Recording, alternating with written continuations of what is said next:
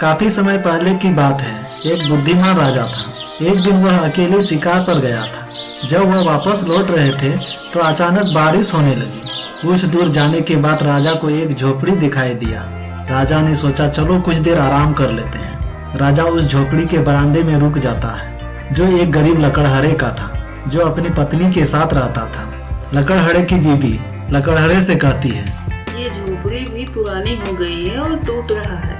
हमारे पास खाने को अनाज भी नहीं है। काम ढूंढने का कोई मतलब ही नहीं है। हमें काम कौन देगा? हमारे राजा के बारे में सोचो। उसके पास साफ और सुंदर कपड़े और अच्छा खाना रोज मिलता है। काश हमारे पास होता। कोई बात नहीं, कम से कम हम साथ तो हैं। जितना हमसे हो सकता उतना हम करेंगे। राजा उन दोनों की बात सुनकर खुद को रोक नहीं पाया और उनका दरवाजा खटखटाया। जब दोनों ने दरवाजा खोला तो सामने राजा खड़ा था। राजा को देखकर दोनों आश्चर्यचकित हुए।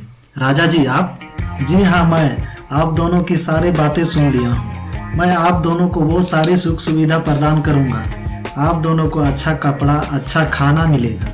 लेकिन क्या तुम दोनों मेरे साथ महल वापस चलोगे? दोनों आश्चर्यचकित हो गए। हाँ जरूर महाराज। लेकिन एक शर्त है, तुम दोनों मेरी आज्ञा का पालन करोगे। जिस दिन तुम दोनों ने ऐसा नहीं किया उस दिन तुम दोनों को वापस अपने घर लौटना पड़ेगा। प्रिय महाराज, जब हमें अच्छा खाना, रहना, कपड़ा मिले तो हम आपसे कभी कोई प्रश्न नहीं करेंगे। राजा ने अपने भरोसेमंद नौकर को उनकी देख रेख में लगा दिया। नौकर उनको एक सुंदर से कमरे में ले गया और अच्छा खाना और अच्छा कपड़े दिए। रात्रि भोजन के समय राजा उनके पास आए और पूछा कि कमरा आप दोनों को पसंद आया? महाराज, हमने कभी अपने सपने में भी ऐसे सेवा सत्कार के बारे में नहीं सोचा था। ये हमारे कल्पना से अधिक है। आप दोनों को जो खाना है खाओ, जो इच्छा है करो, जैसा चाहो वैसा रहो। पर आपके कमरे में एक मटका है, आप दोनों उसे कभी खोलना मत। अगर मटका का ढक्कन खोल दिया तो आप दोनों को झोपड़ी में वापस जाना होगा। आपने हमें इतना कुछ दिया है तो उस मटके को खोलने की हमें क्या आवश्यकता होगी? कुछ दिन बीतने के बाद लकड़हारे की पत्नी ने उस मटके को देखकर बोला, मैं जानना चाहती हूँ उस मटके में क्या है। मेरी प्यारी पत्नी, इससे क्या मतलब, जो है हमारे पास बहुत है।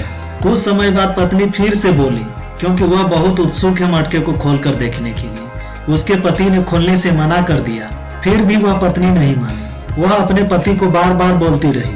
पति गुस्से में बोला, मैंने राजा को जवाब दिया है, यह मटका मैं नहीं खोल सकता। तुमको खोलना है तो खोल कर देख सकती हो। दिन बीतते गए और उधर लकड़हारे की पत्नी उदास रहने लगी। उसने बात करना भी बंद कर दिया, खाना पीना कम कर दिया। वह पूरे समय मटके के बारे में सोचती रहती थी। तब उसने अपने पति से लड़ना शुरू कर दिया मटके का ढक्कन खोलने के लिए।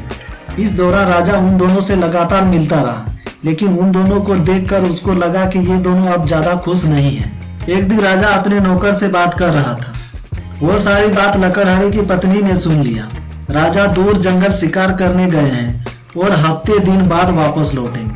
वह अपने पति के पास जाकर बोली कि चलो हम मटके को खोल कर देखते हैं। एक झलक देखकर हम उसको बंद कर देंगे। किसी को कभी पता नहीं चलेगा। हम क्यों उनकी आज्ञा का अवहेलना करें? वह हम पर भरोसा करता है और हमारे पास उसके विश्वास को तोड़ने की कोई वजह भी नहीं है। उसकी पत्नी हठी थी। नहीं, मुझे जानना है। अंततः लकड़हारे ने मटके को खोल दिया।